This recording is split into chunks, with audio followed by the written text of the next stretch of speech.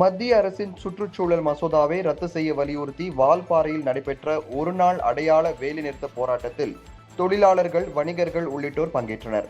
மத்திய அரசின் சுற்றுச்சூழல் உணர்திறன் மண்டலம் வரை அறிக்கைக்கு எதிர்ப்பு தெரிவித்தும், அதனால் ஏற்படும் பாதிப்புகளை தடுக்கவும் கோவை மாவட்டம் வால்பாறையில் அனைத்து தொழிற்சங்கங்கள் சார்பில் ஒருநாள் அடையாள வேலைநிறுத்த போராட்டம் நடைபெற்றது.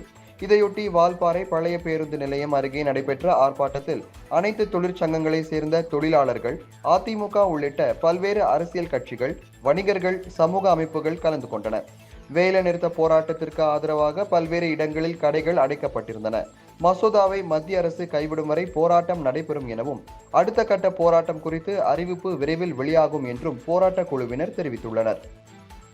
மசோதாவை ரத்து செய், மசோதாவை ரத்து செய், ரத்து செய், ரத்து செய், சுற்றுச்சூழல் மசோதாவை மக்களை பாதிக்கின்ற வால்பாறையை பாதுகாக்க, வால்பாறையை பாதுகாக்க